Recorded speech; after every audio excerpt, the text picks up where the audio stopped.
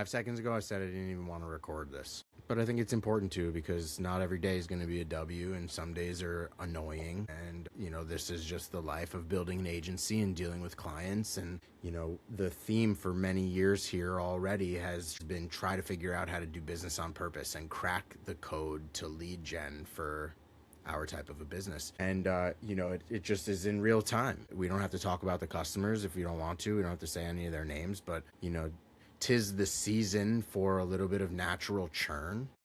Projects are ending, which is fantastic. It's wonderful to ship things and put things on life support and just continue to provide general hosting, maintenance, and service to the things that we've built. But the big fat monthly or project level rates are coming to a close, and you see the annals of a pipeline that is not delivering.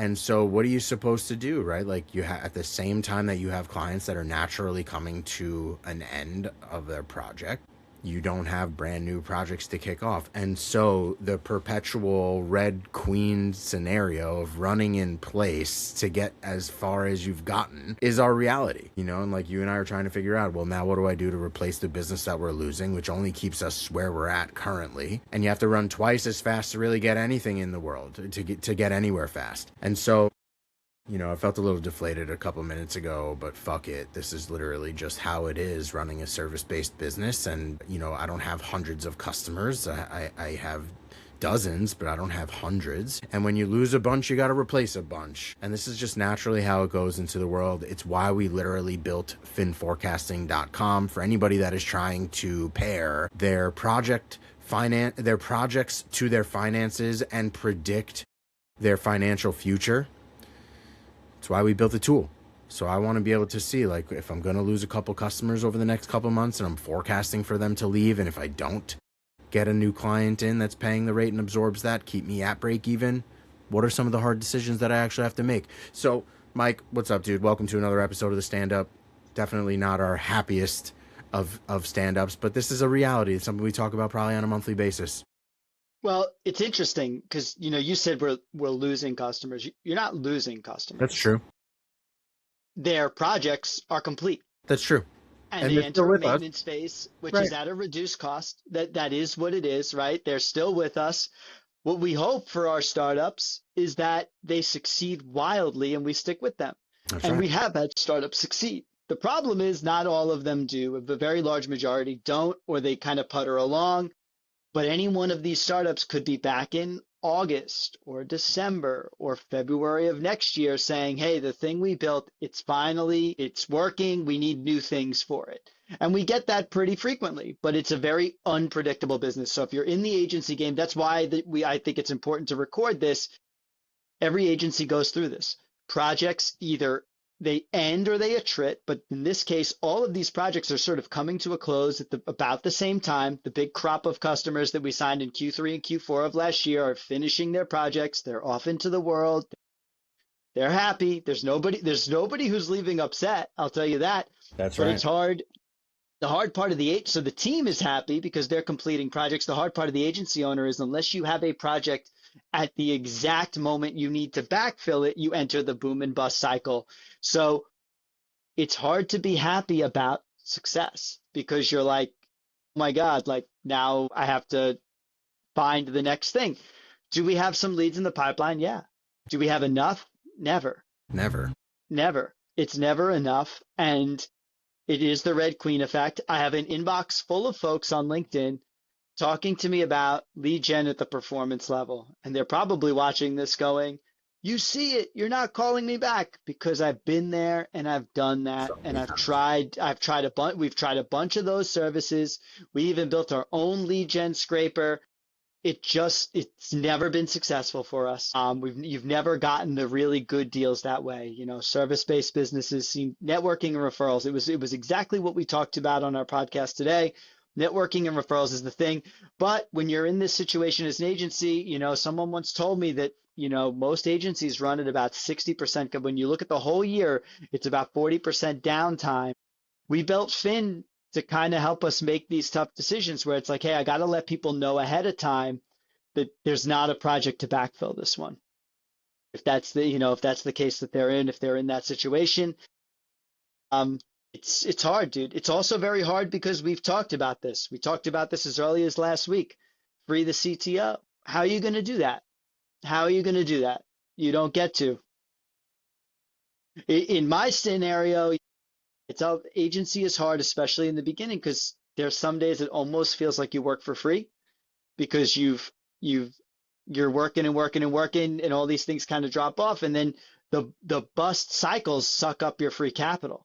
So we're investing in something like FinForecasting with the hopes that we can make some software plays that actually yield, but also these are very useful for us. So yeah, promoting FinForecasting, because if you're an agency owner watching this channel, this is the real deal. And the thing we built is the thing that we always wish we had. But man, it's hard to be happy about completing work That's when right. you don't have the work behind it. So yeah, what is like, so I think that here's what I would say. You can't, you've taken your moment. You can feel upset about it. That's over now. Get over it. What are you doing tomorrow? What is the lead gen plan for tomorrow? How, like, again, what are our thoughts on solving this problem? One of the things I know that you have to do is you immediately have to cut the cost of that. So of the customers that are completing, with about 30 to 60 days to go, you have to start thinking about removing the costs associated, or at least letting people know. I think that's the right thing to do. The other piece of that, if people is the problem, sometimes there's just a person on contract, and we try and run it that way for these short-term projects where, hey, the contract is this long, they know exactly when it's ending. The next step is, what do you do the next day? What are you running at tomorrow to replace the revenue? Are you asking me? Yeah. We do 1,000 things a day to try and run after new possible revenue. So even just today, trying to figure out how to stand up new networking events to try and bring new opportunities to us, doubling down on the podcast to increase our surface area for opportunities and luck, making new relationships with other agencies that are similar to us but don't necessarily do what we do, and they're strategic allies. Being ever present on social media and being absolutely top of mind for people that are in your network. These are all the things that we're doing constantly. I'm sure I'm forgetting a ton of stuff that we're doing nonstop. I've edited content for 6 hours today on top of the call volume that we have. Like, you just have to wear all the hats, and everything that you do, that I do, is really focused on the goal of finding the next lead. If I knew exactly what to do tomorrow to generate leads for Thursday, we wouldn't be having this conversation. So I don't really know what the thing is. I just know that more is possibly more. Maybe more is just filling my time and I'm, again, running in place. But I'm also really good about killing things that don't give signals that they are working. What I do know is that in-person events, that works, man. You increase your surface area for luck. You shake people's hands. You exchange a business card. You make new friends. You build relationships. That stuff works. It's just not necessarily going to materialize the next day. So I have to imagine that the work that we put in over the last few years comes to fruition. The question is when. There are things that you can do right now that are going to generate top of mind opportunity. But the big question, especially in this arena, is when somebody has a problem, did you enter their mind? And so I don't know where the next opportunity is coming from. You could certainly run after, requests for proposal and pour 100 hours into trying to obtain an opportunity. That's one way to do it. For me, the types of businesses that you and I are focused on, especially in that greenfield startup and website land, there's not really an RFP associated to those types of things. It's relationship bound. So it's about nurturing the ones that we have. It's about keeping customers here for as long as they're supposed to be here. And really, a customer is with us for life. It's just a matter of, are they at full tilt with us? Do we have a full-on engineering motion? So it's not that I'm replacing a logo. I'm keeping that logo forever and continue to do good business for them. The question is about the work stream revenue that was coming into the business. How do you find them? How do you find a replacement or an additional logo net new to add? And so sometimes this has to do with natural growth within the customers that you have. Sometimes this has to do with getting an entirely new logo to begin a brand new relationship. Those things can happen from anywhere. It's really hard to say when they're going to happen. But the whole goal for this is, what does your runway look like? And in a blue sky scenario versus a doom and gloom scenario, you have to make hard decisions in business. And so If you bring in a new client, you replace the revenue, you stave off a hard decision. You now know what you're doing with your people or with your expenses. If you don't bring it in, you now know what you have to do based on the forecast, and you should trust your tools. So, dude, that's a long way of answering. I don't know what I'm going to do differently tomorrow. I know I'm going to continue to do more of the things that work today, and we never know where the next possible lead is coming from. That's why the theme always is try to crack the code and do business on purpose. If you can answer that, you've cracked the code of agency life. I do know, I mean, next week I have an in-person event with a group of CTOs that I've been invited to for many months on the Right. 26th. So I'm going to make the trek to Manhattan. That's an in-person networking. I'm really excited about that. There is our Long Island technologist on the 29th. That is coming Right. up also, which just yielded a lead today. So like Right. just for people's experience, like we started an event and I would say that's probably like the first real lead that came in cold from someone who was at that event. Took about a year. We've done 14 or so of those. But you have to do things for longer than you think. And it's just like this YouTube channel. It's like, why did we get up and why get up? Because, well, if we're going to build in public, you got to build in public, right? If we're going to do this every day, you got to do this every day. And you just get up and you do it. It doesn't change the fact that we still have at least, you and I look more like look forward in a more fearful way, but we still have 30 to 60 days, which literally tomorrow something could happen. Of So course. that's the danger. That's the crazy part of business. You could get your biggest deal and that could close before the end of the month and then suddenly everything's good. Or that could not happen, right? It can always get worse. Only the paranoid survive this business. So this is us having been through this countless times and having to make the hard decisions. You can be as hopeful as you want, but reality will punch you straight in the mouth. And so this is the paranoid survive these types of equations. And if all of these things that you're talking about actually work out, good on you. Maybe you will have trimmed some expenses and you run nice and lean, and great. You'll have a great learning process. But for me, I have to just be realistic about what the equation means. The math doesn't lie. You just have to realize that not every day is going to be blissful and blue sky. And so this is the reality of running a business where like you're dependent on a service model that has a natural date where stuff changes. It could be the project ending. It could be all sorts of crazy stuff. We've seen projects end because a VC came in with their own team and just no bad blood. Everything is wonderful, but you got 1 month's notice and we're taking our business elsewhere. Perfect relationship. So much stuff happens in this industry, in this business. I'm sure in everybody's business. I'm just the guy with the microphone. And so I don't really know what the solution is other than to have a dual outlook, to have a realistic outlook, but to also have a forward to extraordinary outlook. This has always worked out for us. It doesn't usually work out on the timeline that we hope for. I know I'm not getting fucking lucky. That's just out of the equation. And I'll work my ass off for it. And that's just how this goes. Well, I'll tell you this, like looking backwards, right? First of all, where is the positives? I say, first of all, it's the best January we've ever had. In fact, it's one of our best months ever as an agency.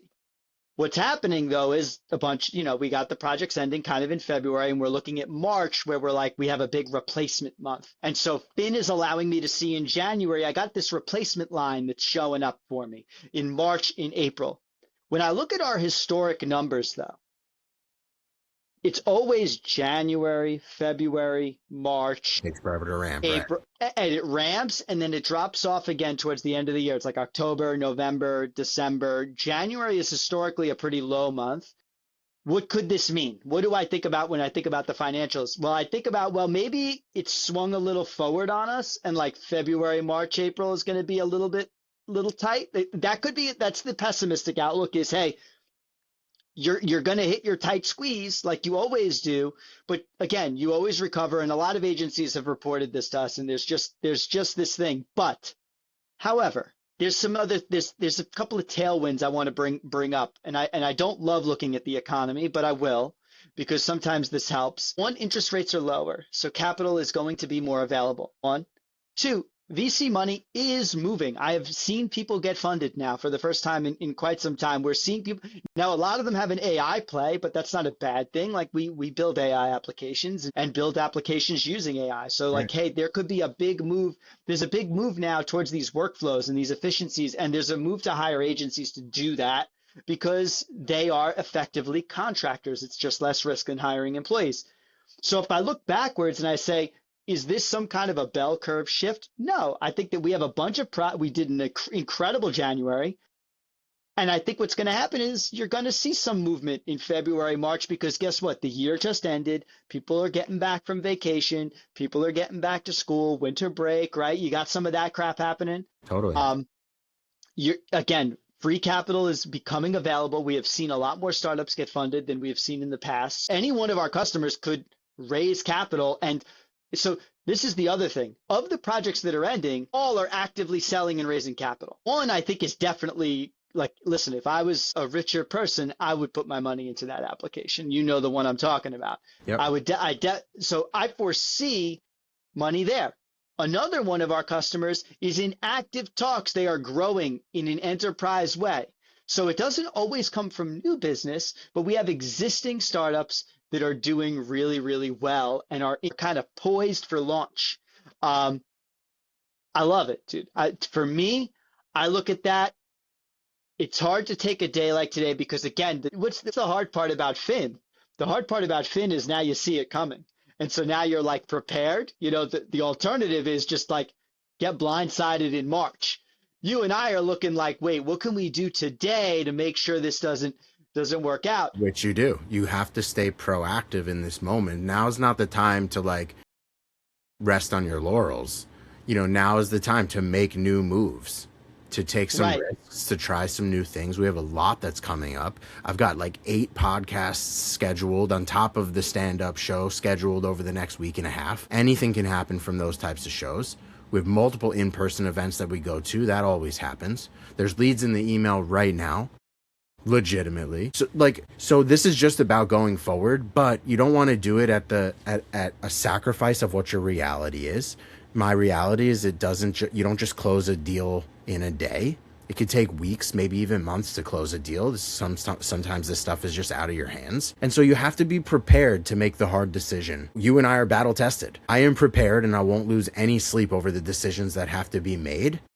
And we're also not talking about letting anybody go. We're not talking about having to shut down. This is just like where can't we be crazy with cash right now? Like we probably shouldn't put a whole bunch of money into running a marketing event.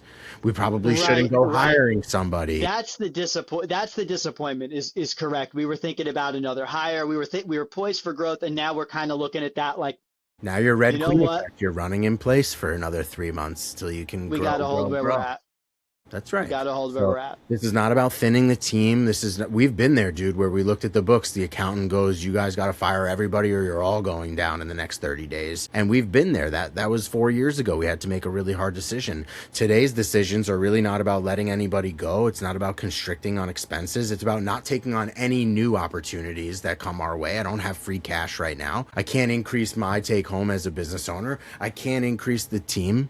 Everybody's got to kind of stay flat to where we are right now. I can't bring on new opportunities. I can't pay for new advertising strategies until more comes in and you can, stop running in place, red queen effect. And it kind of is what it is. Right. And you hope you put your money into the right marketing motions prior. We're a big fan. You and I do a lot of guerrilla style marketing. I mean, look, this is an example right here. We just doing podcasts, put it out into the world. We are seeing incredible growth there. I can't lie, like that, more growth than we've ever seen on any other social channels. What will come from it? What will come from it, I don't know. But here's the other thing. We got some side projects that are cooking now. We're using AI to cook. We've got not just Fin, but Code Dojo Web, dude. I'm giving the demo next week. I'm giving myself the deadline. Like for people who want to learn coding, I think that this is going to be the new version, the paid version, the version that you don't have to load up your own tools. That I think people are going to enjoy. Been hustling on that. I'm also hustling on some demo videos. So like people who are watching the channel, I think we're going to do a little bit more AI teaching mentorship. I think someplace that we've also been approached by other businesses is alternative revenue streams, right? people asking us, how do I run multiple projects in parallel with a single developer? How are you doing that? Well, I just kind of took for granted that I've kind of been in this bubble of like AI and the social media, but I've got a flow. Is it now? Listen, I've seen some people with some crazy freaking flows. Like there's some guy who's like building like 100 apps at once, and he's like doing push-ups and shit under his desk while like all these agents are running. I'm not doing that, but I am running 3 to 4 projects. Actually, today I'm running 5, but all at once, debugging them all. I've got a whole flow and a methodology for how I work with it and a set of tooling that I think really works well for me. I think it's very manageable.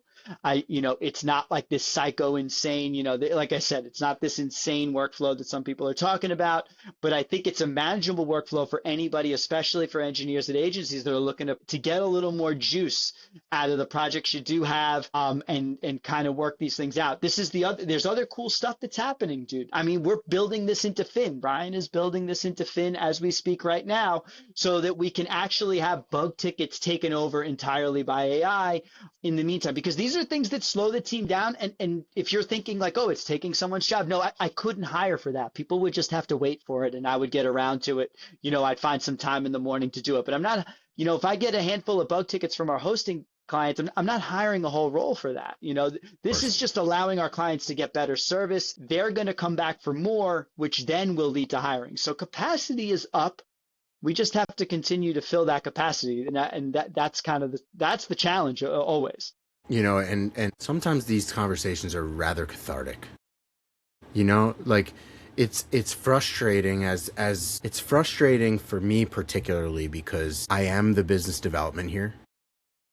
I'm the common between every customer that's ever walked through these doors. And so I take it very personally. This all matters a lot to me. This is our livelihood for our families. This is livelihood for, our team. Shout out to Matt Ramos. The dude got engaged over the weekend. This job affords people to achieve the things of their personal life. This is all really personal. And so when I take a look at tough things that are happening, hard thing about hard things, if you're going to eat shit, don't nibble. It's my favorite quote out of the book. Some days you have to just take it on the chin and realize that tomorrow is going to be a different day and new opportunities are born every second. This is really about creating a durable business, but that doesn't necessarily mean that it's always growth up, up, up, up, up. Sometimes you got to take a little bit of a reset. So I think this is a good episode from the perspective of what is the reality of running a business, especially in service industry, especially in an age where technology is, I don't want to say what everybody hopes I'm going to say, but technology is augmenting the experience at the moment for sure. I think the way that we approach business is evolving in real time. I think the way that we value how we engage with our clients and the way that we keep people around and what causes stickiness and all the things, that's evolving in real time, and we have to be students of that and not afraid to pivot, and it just is what it is. And so this is the real deal kind of conversation. I don't know what tomorrow brings. I just know I'll hustle. It's the only thing I really know how to do. And know that tomorrow, tomorrow there's no D-Day here, right? Like you've got because we have good forecasting, because we have good hours tracking against that, like we have the ability to plan and make decisions. We're just looking at it like we're not looking at mass surplus right now. It's not, sometimes the curve dips and you got to hustle, and that's it, dude. And I'd say for a lot of people like engineers who watch this show, this is the hard part, right? You can't just deal with the code. You got to deal with all these problems are bigger than the code. That's for sure. This is the hard part. This is the hard part. The hard part is not doing the thing that's absolute. Like, sure, you may have some hard days in trying to solve a problem with software, but you try to figure out marketing, you try to figure out sales, you try to figure out customer retention, you try to figure out employee retention. It's another huge fucking topic that's going on today in real time, is incentivizing amazing people to figure out how to stay with you long term, because you have crazy incumbents that are in the market where it's a rounding error for them to give you your wildest dreams of a salary and a benefits package and all that.